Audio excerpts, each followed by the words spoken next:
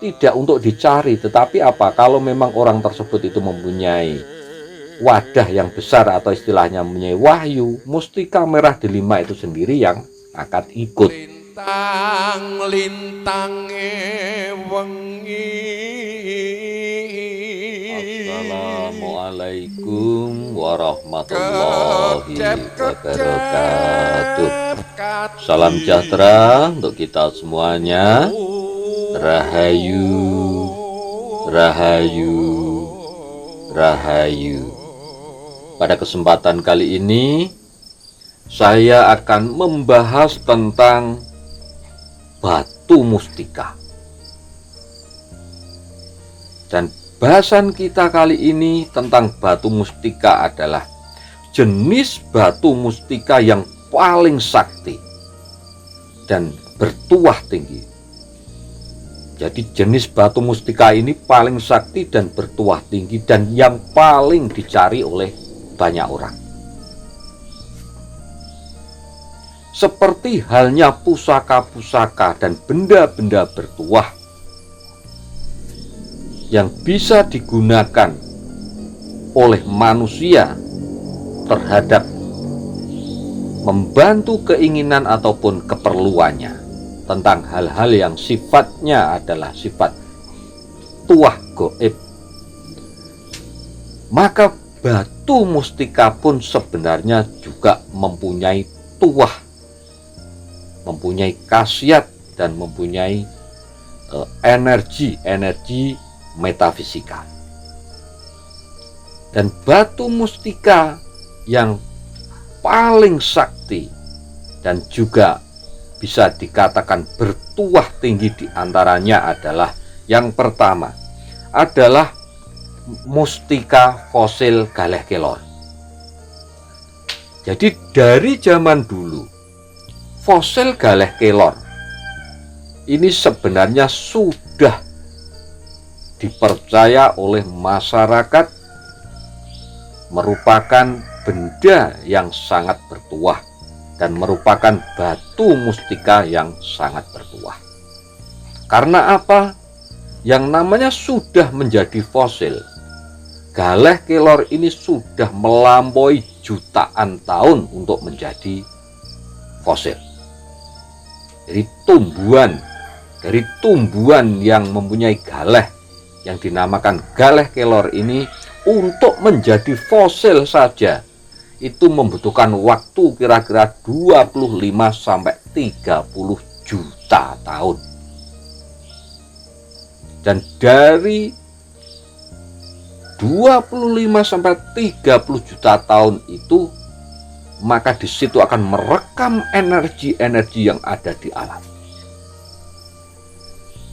Dan di samping itu juga bahwa batu Galeh Kelor atau mustika Galeh Kelor ini dari dulu juga dipercaya sebagai pelebur ataupun penangkal daripada ilmu-ilmu hitam.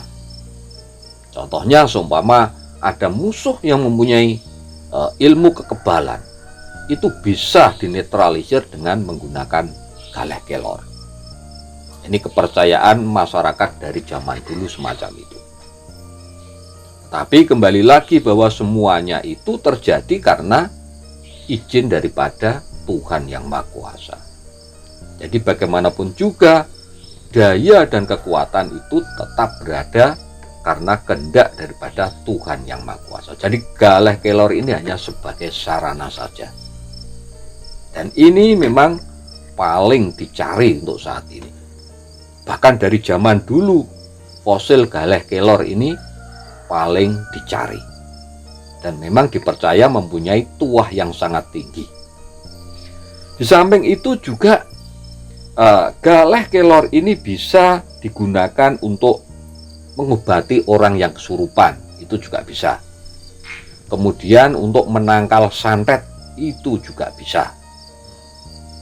Kemudian untuk kekebalan diri sendiri itu juga bisa, setelah ditambahi dengan ritual-ritual tertentu. Nah, itu untuk Galeh Kelor. Kemudian yang nomor 2, jenis batu mustika yang juga paling dicari dan juga mempunyai kesaktian dan juga dipercaya mempunyai tuah yang sangat tinggi adalah mustika fosil Kijing Bungkem. Nah, mustika fosil Kijing Bungkem ini dulunya adalah dari kijing, sebenarnya dari kerang laut. Nah, jadi ini dari kerang laut. Tetapi setelah melampaui jutaan tahun, karena memang tidak ada pembusukan di situ, maka akhirnya menjadi sebuah fosil. Dan juga bisa dikatakan sudah menjadi sebuah mustika. Dan mustika fosil Kijing Bungkem ini juga bisa digunakan sebagai media untuk penakluk dan juga pembungkem musuh. Jadi seperti namanya, mustika fosil Kijing Bungkem. Artinya ketika panjenengan menghadapi musuh, menghadapi orang-orang tertentu yang memang tujuannya itu supaya tidak bisa berbicara atau berbicaranya itu merendah dan tunduk pada panjenengan, itu bisa dibungkem dengan kalau orang tersebut memegang atau membawa yang namanya Kijing Bungkem. Nah, jadi ini hanya sebuah sarana saja, sebuah media saja. Seperti halnya kalau panjenengan sakit kepala seumpama, dan obatnya itu tadi pakai pil. Jadi yang daya penyembuh utama sebenarnya adalah tetap dari Tuhan Yang Maha Kuasa, tapi sarananya menggunakan pil itu tadi. Sama sebenarnya.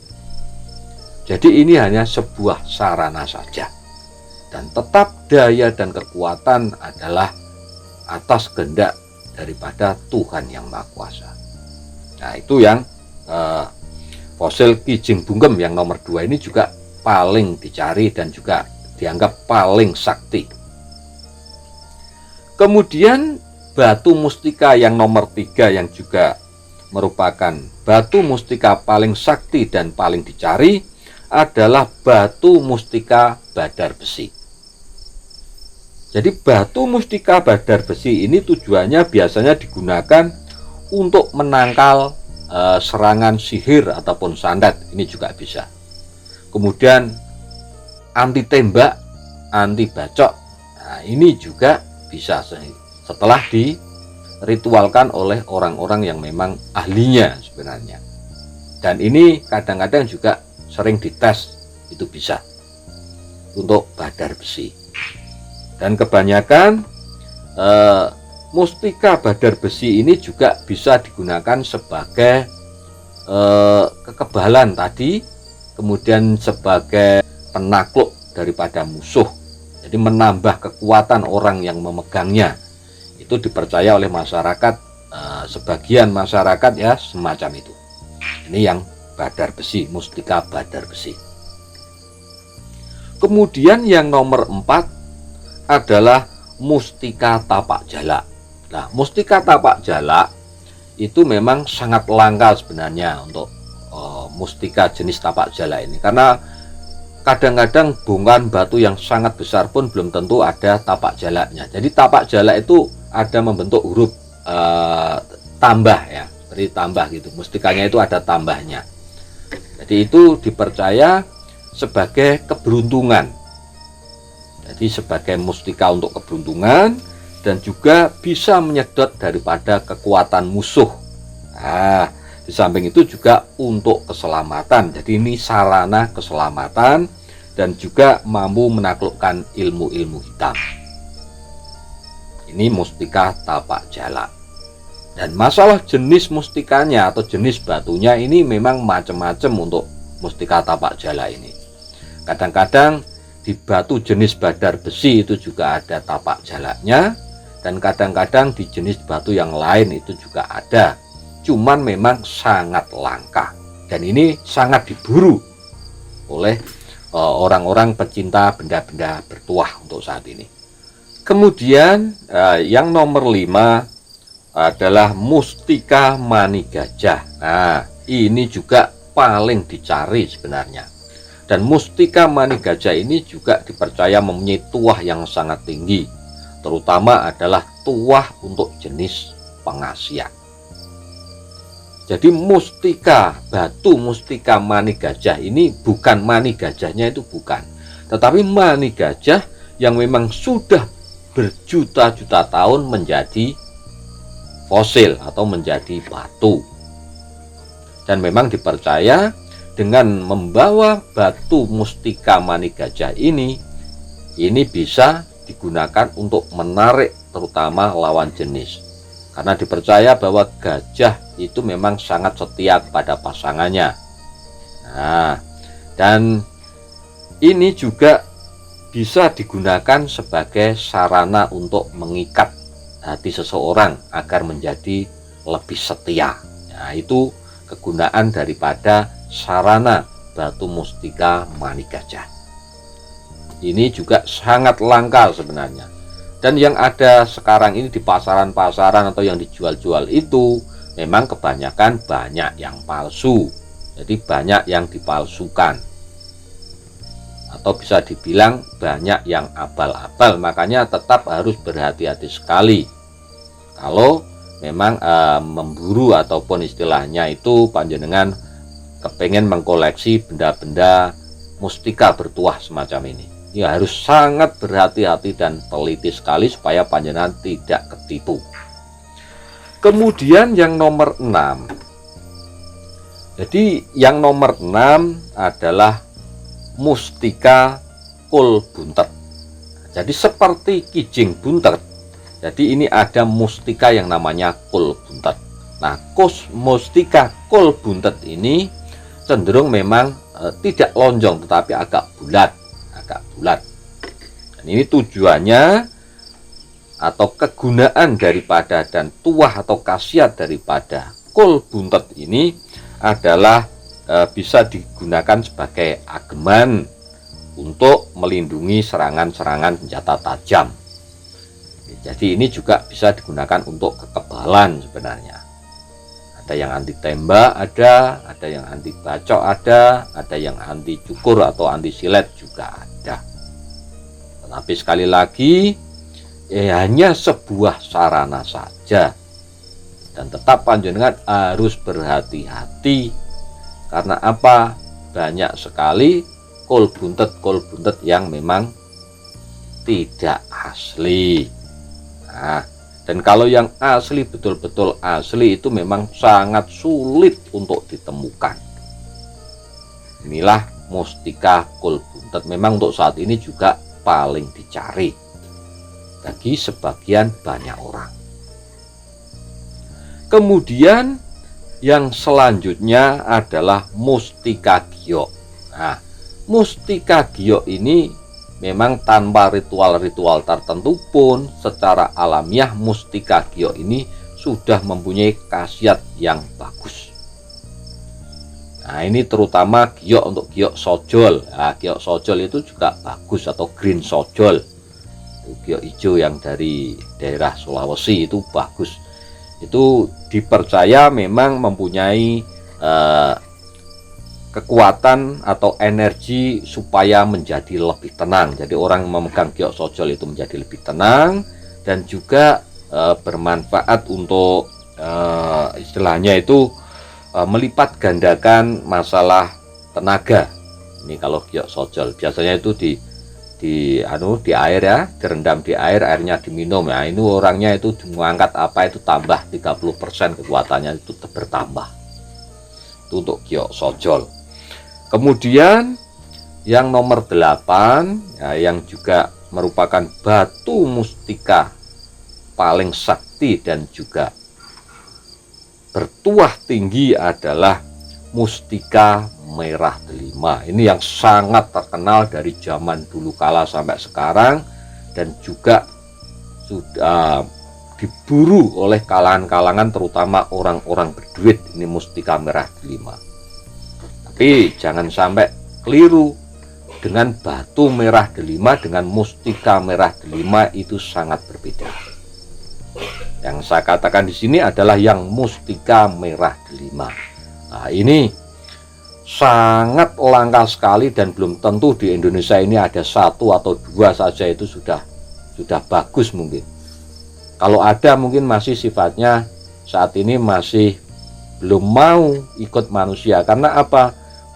Mustika merah delima itu tidak untuk dicari, tetapi apa? Kalau memang orang tersebut itu mempunyai wadah yang besar atau istilahnya mempunyai wahyu, mustika merah delima itu sendiri yang akan ikut. Ini kalau yang mustika merah delima. Dan kegunaan ataupun khasiat mustika merah delima ini dipercaya oleh sebagian masyarakat itu untuk kewibawaan. Di samping itu juga untuk derajat pangkat dan juga untuk kekayaan. Nah, jadi yang utama karena diburunya itu karena derajat pangkat dan kekayaan ini. Makanya dulu beredar berita bahwa Bung Karno atau Presiden Republik Indonesia pertama itu, Pak Bapak Insinyur Soekarno itu juga mempunyai mustika merah delima. Makanya sampai saat ini pun masih diburu oleh orang-orang, terutama orang-orang yang berduit, karena memang ini dikabarkan, jadi ini kabar ya, hanya kabar saja, itu memang harganya sangat mahal. Ya, itu. Tapi sekali lagi panjenengan semuanya harus selalu berhati-hati ketika memang panjenengan ingin mengkoleksi ataupun ingin mempunyai benda-benda yang atau mustika semacam ini. Harus berhati-hati, harus teliti sekali. Karena apa? Banyak sekali sekarang ini benda-benda semacam ini di luar sana itu yang KW.